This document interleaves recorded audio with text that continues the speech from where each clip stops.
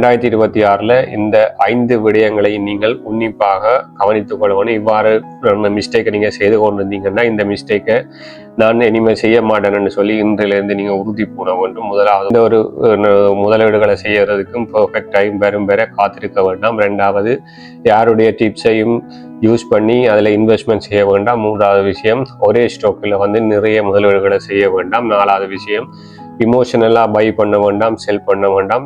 5வது விஷயம் emergency fund இல்லாமல் இன்வெஸ்ட்மெண்ட் செய்ய வேண்டாம்.